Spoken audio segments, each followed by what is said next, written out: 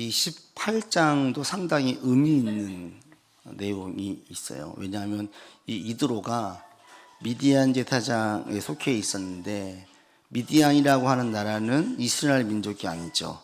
즉 이스라엘이 아닌 다른 민족의 사람들이 처음으로 고백하게 되는, 하나님을 여호와로 인정하게 되어지는, 모든 신보다 뛰어난 신으로 고백하게 되어지는 이런 고백이 함께 담겨져 있고, 거기서 끝나지 않고 지금 우리가 읽었던 13절 이하로 보시면 하나님께서 직접 이끌어 가시는 이스라엘 백성들에게 어떤 조언을 해서 새로운 하나의 사회 제도가, 시스템이 생겼는데 그 일을 이드로의 조언에 의해서 이루어졌다는 거예요.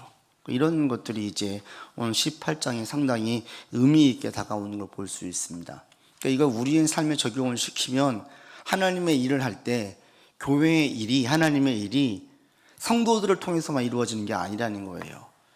종종 목사님들 만났는데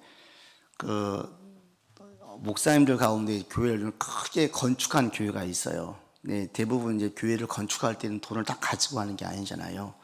그런데 한 번은 한 분이 오셨대요. 교회 디자인 잘 돼 있다고 오셔가지고 꼬치꼬치 물어보더래요. 목사님에게 얼마나 들어갔습니까? 빚이 얼마나 있습니까? 이렇게 하시더니 이분이 수십억을 헌금을 하고 갔다라는 거예요.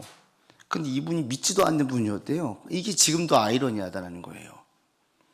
그러니까 하나님께서 쓰시려고 하고 감동을 주시면 하나님의 일을 하실 때에는 뭐 선교를 하든지 교회를 세우든지 어떤 일을 할 때 꼭 믿음의 사람들을 통해서만 일하는 건 아니라는 거죠.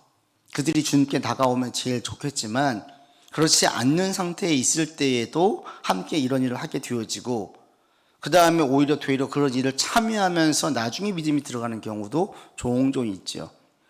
오늘 본문에 있는 이드로가 모세를 방문했죠. 이건 모세의 장인이죠. 식구니까 방문을 했어요. 근데 거기에서 하나님 되심을 고백하게 되어지고 함께 인정하게 되어지고, 더 나아가서 모세가 하나님의 일을 원활하게 잘 할 수 있도록 조언까지 해주는 그런 것들을 보게 됩니다.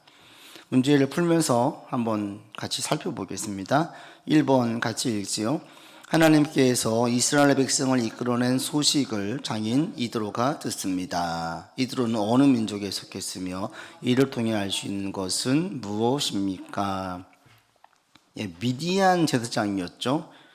이방 민족이었고, 지금으로 말하면 베두인들, 이들이 미디안 족속이에요. 근데 이들이 이 민족 가운데 소문이 났다는 것은 뭘 알 수 있어요? 하나님에 대한 그 위대하심, 크심이 전국 세계 곳곳에 지금 소문 나가지고 알려져 있다. 그래서 광야에 들어와서 가나안 땅으로 들어가는 그 광야 여정 가운데 이미 벌써 다 알고 있었어요. 소문이 났어요. 이스라엘 민족이 있는데 야훼라고 불리는 하나님을 믿더라. 그런데 그 신이 고대 자신들이 믿었던 신들과는 다른 역사들을 막 보여지니까 이게 소문이 난 거예요. 그 다음에 가장 강대국으로 알려져 있던 이집트가 그냥 두 손 두 발 다 들고 다 내보내고 그 정도로 끝나는 것이 아니라 그 나라가 쇠락해가지고 너무 힘들어지는 그런 것까지 보게 되어지면서 하나님에 대한 소문이 막 났어요. 자, 2번 보겠습니다. 모세의 아내와 두 아들의 이름은 무엇입니까? 아들들의 이름의 뜻은 무엇입니까? 이를 통해 알 수 있는 바는 무엇입니까? 모세의 아내는 십보라죠. 그리고 두 아들은 게르솜, 엘리에셀 이렇게 되어져 있어요. 근데 보통 이름을 지을 때 보면 그 부모의 뜻이 담겨져 있잖아요. 저도 어제 잠깐 한번 궁금해 찾아봤는데 별 웃긴 이름들이 많아요. 그죠? 예. 딸 그만나라고 관련된 이름도 있고, 딱 들어보면 알잖아요. 이게 아들로 태어났어야 되는데, 그런 이름도 있고 다양하게 있잖아요. 이름 속에 그 부모의 마음이 담겨져 있죠. 여기 게르솜과 엘리에셀도 모세의 마음이 다 그대로 담겨져 있었어요. 게르솜이란 뜻이 뭐냐면 낯선 자, 이방인 이런 뜻이에요.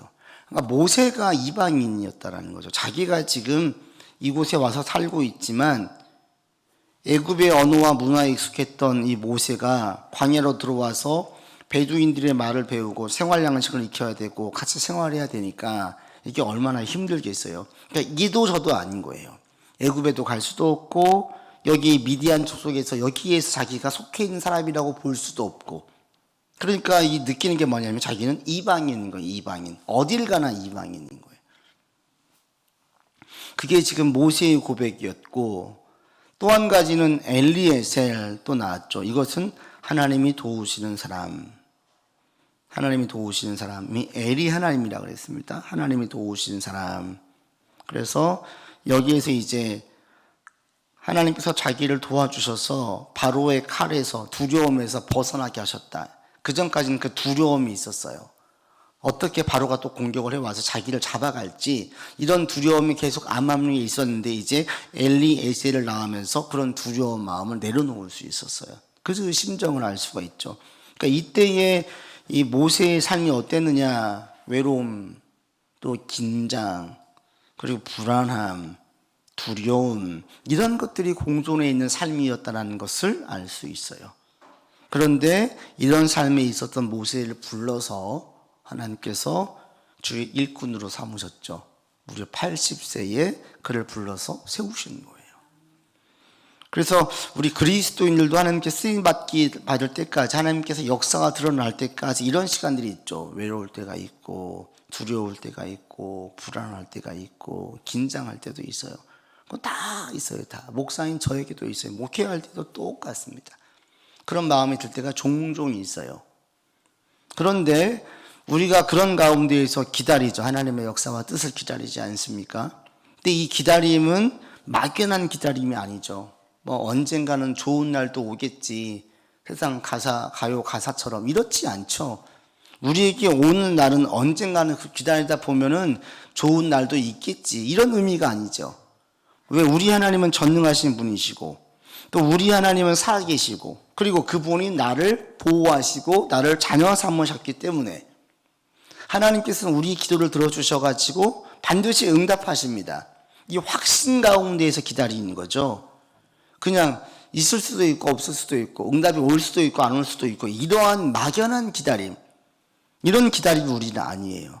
그래서 가장 첫 번째는 주님께서 마지막 때를 오신다. 우리 가운데 이걸 분명하게 하죠. 주님의 부활하심을 통하여 승천하시면서 처소를 예배하러 가겠다라고 말씀하셨고, 그 처소에 대한 그 소망, 죽음의 끝이 아니라 새로운 세계로 이어진다는 그 확신이 믿는 자들로 하여금 어떠한 상황에서도 확실한 기다림, 확신 가운데 기다릴 수 있게 했지요.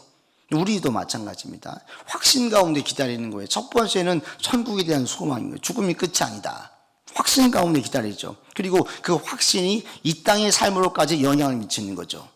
주님은 저 천국에서만 영향을 미치시는 분이 아니라 지금 이 땅에서도 동일하게 영향을 미치시는 분이시기 때문에 여기에서 역사가 이루어져서 믿는 자들의 수가 다 차게 되어지면 주님께서 오시고 그때 세상을 심판하시고 그때까지는 계속 우리를 통해서 일하신다라는 거예요. 이것에 대한 확신이 우리로 하여금 막연한 기다림이 아니라 소망 가운데, 확신 가운데 기다릴 수 있게 합니다. 그래서 우리가 하나님께 나아갈 때 여러분 가운데 계속 이 마음을 가지셔야 돼요. 우리에겐 소망이 가득하고 두려움과 불안과 또 긴장이 나를 막 누르고 엄습하지 못하도록 계속 부활하신 주를 붙들고 이 보혈의 찬양을 드리면서 예수님께서 나의 모든 죄를 사해 주시고 자녀 삼아 주셨습니다. 이 확신 가운데에서 소망 가운데 계속 나아갈 수 있기를 바랍니다. 그래서 이 두 아들의 이름을 보면 모세가 미디안에서 어떠한 삶을 살았고 어떤 심정이었나 이런 것을 알 수가 있어요. 종종 우리 가운데에도 이런 시간이 올 수 있는데 그 시간 가운데 한숨 쉬면서 하루를 마치는 그런 우리의 삶이 되지 않기를 바랍니다. 3번 보겠습니다. 장인과 아내 그리고 두 아들을 맞은 후 모세가 장인에게 한 말은 무엇입니까? 8절 말씀 같이 읽겠습니다. 모세가 여호와께서 이스라엘을 위하여 바로와 애굽 사람에게 행하신 모든 일과 이래서 그들이 당한 모든 고난과 여호와께서 그들을 구원하신 일을 다 그 장인에게 말하며 전부 다 말했어요. 어떤 것들을 말했습니까? 출애굽 사건을 말하고 길에서 바위를 치니까 물이 나오고 또 쓴물을 단물로 바꾸시고 또 만나를 죽이시고 그리고 또 가운데에서 미디안 이전에 이 전쟁을 통해 아말렉과의 전쟁에서 겪었던 어려움을 말하고 심지어 자신도 위험에 처해가지고 죽을 뻔했었고 백성들의 불평도 말하고 이 모든 것들을 전부 다 말하는 거예요. 그러니까 이걸 보면은 그냥 모든 게 다 기쁘고 감사하고 좋은 일들만 있습니까? 아니잖아요. 그죠? 처음에는 막 흥분했었어요. 하나님을 찬양했어요. 우리가 지금 쭉 같이 나왔으니까. 창세기 15장에서 하나님을 찬양했어요. 위대하심을 찬양하고 높였어요. 그런데 이것이 또 하나님의 기적을 봤어요. 근데 이렇게 끝나는 것이 아니라 백성들이 계속 불평을 하고 원망을 하고 심지어 전쟁도 치르고 이런 일들을 계속 겪은 거예요. 우리가 신앙생활을 할 때 하나님의 역사가 나타날 때 우리는 계속 승리만 있습니까? 항상 감사하고 기쁜 일만 있습니까? 아니라는 거예요. 그죠? 때론 전쟁도 있어요. 때론 목마름도 있어요. 때론 불평도 있고 다툼도 있어요. 이런 어려움들이 있는 게 우리의 삶이에요. 그러니까 이런 것들은 계속 있을 수밖에 없어요.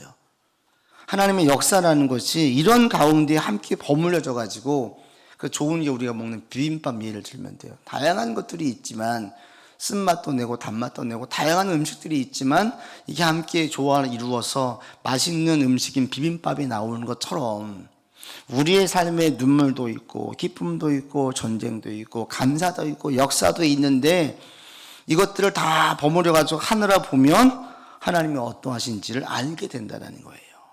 그래서 여러분의 그런 삶이 계속 녹아져서 나올 수 있기를 바랍니다. 이 이야기를 듣고 난 다음에 어떻게 합니까? 4번인데 이드로가 어떤 반응을 보입니까? 9절이죠. 9절 10절 읽겠습니다.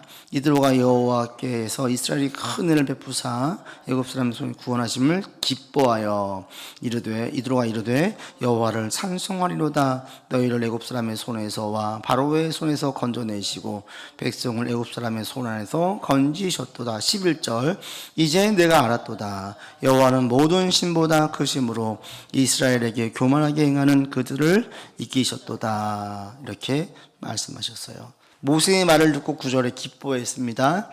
10절에 하나님을 찬송했습니다.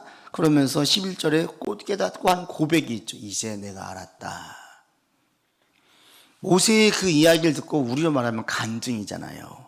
간증을 들으니까 이게 이 듣고 있는 믿지 않는 사람에게는 크게 기뻐하고 흥분하게 만들고 감사하게 만드는 거예요. 왜 그렇습니까?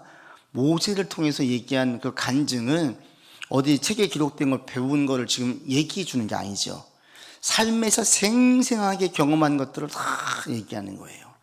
이게 이제 우리 믿음의 사람들과 교제하다 보면 이런 경험들 종종 합니다. 그렇죠. 여러분도 그렇지 않아요? 믿음의 사람들과 이야기하다 보면 하나님의 살아계심을 생생하게 느껴요. 그 개개인 가운데 살아있었던, 역사하셨던, 또 증거하셨던 이런 것들을 듣다 보면 그냥 하나님께서 지금 여기에서 실존해 계심을 우리가 확실하게 느끼죠. 그런 거예요. 그런 거. 지금 모세의 이야기를 듣고 이드로가 그걸 느끼는 거예요. 이들은 여호와라고, 이들은 그냥 그 당시에 있었던 신의 개념이 아니라 야훼 하나님, 그들만이 믿고 있는 독특한 신이 있었는데 그분을 야훼라고 부르면서 많은 신들, 마치 일본에게는 신의 개념 유일신이 없잖아요. 일본은 많은 신들이 있어요. 복음이 들어갔지만 유일신으로 접근이 안 되는 거예요. 그런 것처럼 당시에도 많은 신들이 있었는데 이들은 그런 신을 믿지 않고 야훼라고 하는 새로운 신을 믿더라. 근데 그 신이라는 존재가 일반 우리가 믿고 있는 신들과는 너무 다르더라. 이거예요. 그래서 이 모세의 말을 듣고 이 장인 이드로는 기뻐하고 찬양했어요. 여러분의 간증을 듣고 주변 사람들이 기뻐하고 찬양할 수 있게 되기를 바랍니다. 우리를 통해서 나타나신 하나님, 일하시는 하나님, 도우신 하나님, 보호하신 하나님, 먹여주신 하나님, 물을 주신 하나님, 이런 일들이 우리의 삶에 계속 있을 거예요. 있기를 기대하시고 기도하세요. 하나님 살아계시니까 계속 그렇게 나아가시면서 기회가 있을 때 나를 통해서 역사하신 하나님, 또 우리 가정을 통해서 역사하신 하나님, 내가 몸담고 있는 교회와 하고 있는 일들을 통해서 일하신 하나님을 여러분 증거할 수 있다면 그게 얼마나 감사한 일이에요. 이걸 듣고 이 미디안 제사장이었던 이드로가 기뻐하고 감사했어요. 그리고 믿음의 고백을 11절에 하는 거죠. 이제 내가 알았다. 여호와는 모든 신보다 크고 정말 대단하신 분이구나 라고 고백을 해요. 그리고 난 다음에 어떻게 합니까? 모세의 장인 12절 읽겠습니다. 모세의 장인 이드로가 번제물과 희생제물들을 하나님께 가져오매 아론과 이스라엘 모든 장로가 와서 모세의 장인과 함께 하나님 앞에서 떡을 먹었어요. 이게 의미가 있는 게 이드로는 어떤 사람이었어요? 1절에 보시면 미디안 제사장이었어요. 그죠? 다른 신을 섬기는 자예요. 우리로 말하면 불교 신자가, 또 심하게 말하면 무당이 듣다가 어떻게 해서요? 12절에 보면 희생제물을 가지고 하나님께 가져와서 자기 신으로 인정하는 거예요. 이스라엘 공동체 속에서만 인정되었던 하나님을 공동체 밖에 있는 사람이 듣고 인정하는 거예요. 그래서 12절에 보면 이스라엘 장로들, 우리로 말하면 교회 리더들, 교회의 어른들과 함께 모세의 장인이 함께 하나님 앞에서 떡을 먹었다는 게 뭐냐면 같이 예배드렸다는 거예요. 같이 예배드리고 함께 하나님을 인정했다는 겁니다. 그리고 이건 동일하게 제사장이라는 것은 그곳의 리더이기도 해요. 제사장은 왕의 개념과 그다음에 그 모든 종족을 대표하는 개념까지 함께 가지고 있었어요. 그러니까 이드로는 그 당시에 그 미디안 종족의 대표라고 볼 수가 있는 거예요. 근데 그런 사람이 하나님이 인정했다. 그리고 같이 밥을 먹었다. 하나님과 안에서 함께 협약을 맺고 같이 고백하는 걸 볼 수 있습니다. 그렇게 이게 의미가 있는 거예요. 이제 믿는 사람들에게서만 인정되어진 하나님이 아니라 그래 너희들의 신을 내가 인정한다. 분명히 다르다. 이거 고백하게 됐다는 겁니다. 그래서 이 부분이 매우 의미가 있는 부분이고 또 우리나라도 사실은 이런 역사, 제가 지난 주일도 설교 말씀을 드렸지만 대한민국이란 나라가 세워지는 데에 선교사님들의 희생, 헌신, 또 외국에서의 그 물자들, 신앙의 이름으로 후원했던 후원들, 이것들이 우리나라를 많이 일으켰잖아요. 그런 것들을 보면서 처음에 믿지 않았던 한국에 있는 많은 사람들도 교회는 인정했어요. 좋은 곳이야. 오래전에 나온 그 대중 가요들 보면 새벽의 종소리를 되게 좋은 쪽으로 이미지를 그렸죠. 교회의 종소리는 좋은 거였어요. 교회라는 곳은 좋은 곳이었어요. 우리에게 희망을 주고 억압받는 자들이 숨을 수 있는 곳이고 보호해주고 대변해주는 곳. 이게 교회였었어요. 지금 이게 변질되었고 교회를 지금 비난하는 쪽으로 바뀌어졌지만 과거에는 교회를 볼 때 믿지 않는 자들도 인정하고 여지만 있으면 언제든지 공동체 속으로 들어올 수 있는 그런 마음을 가지게 했었어요. 그게 이제 하나님께서 막 왕성하게 역사하실 때 나타난 증거들입니다. 여러분에게도 이런 증거들이 많이 있기를 바라고요.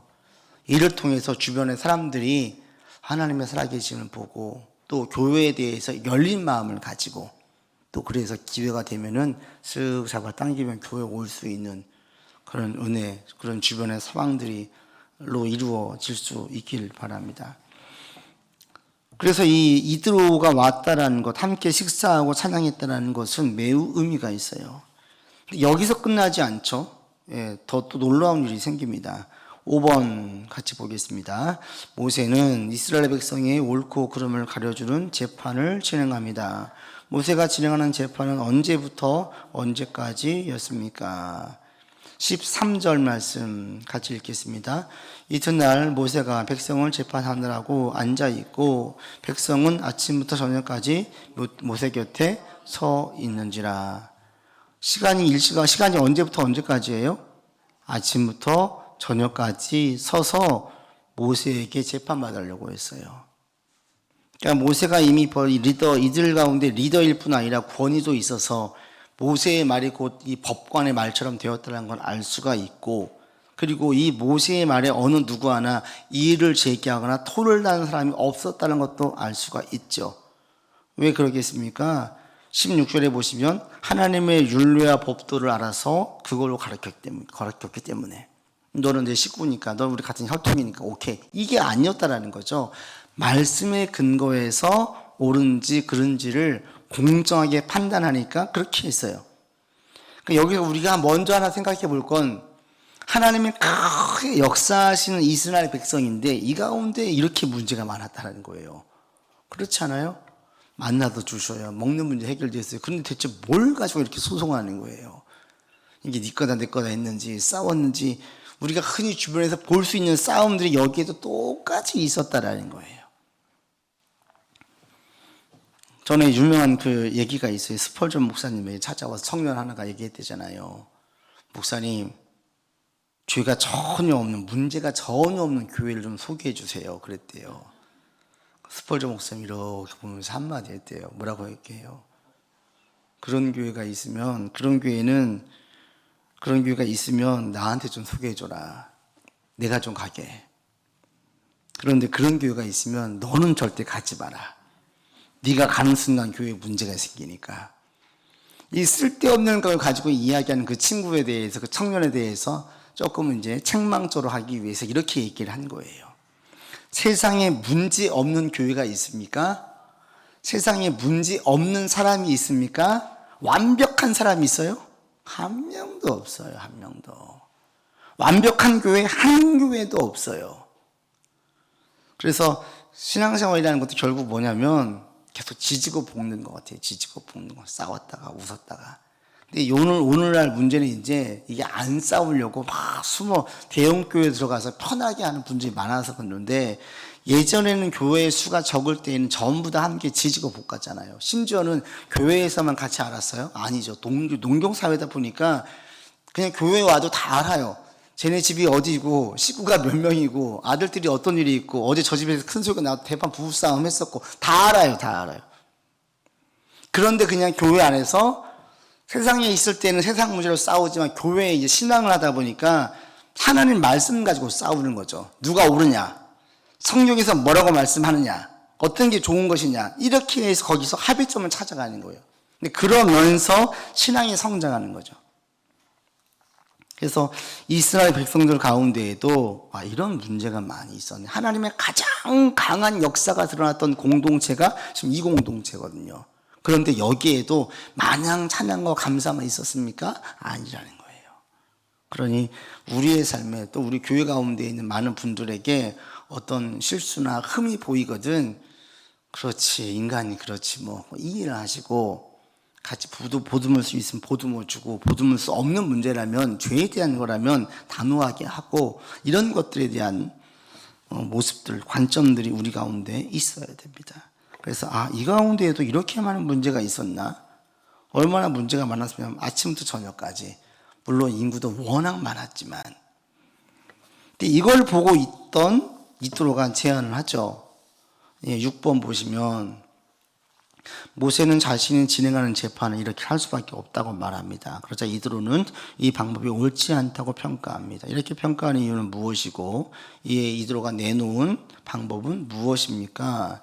먼저 18절에 보십시오. 같이 읽겠습니다.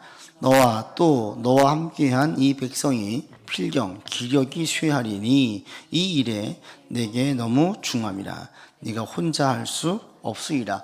구조적으로 그렇죠. 200만 명이 되는 사람들, 장정만 60만이었으니까 가국수를 따지면 얼마나 많겠어요. 이 사람들을 혼자서 재판을 하니 이게 감당이 되겠냐고요. 결국은 이건 너도 막 죽고 백성들도 하루 종일 서 있어야 되니까 이게 보통 힘든 게 아니라는 거죠.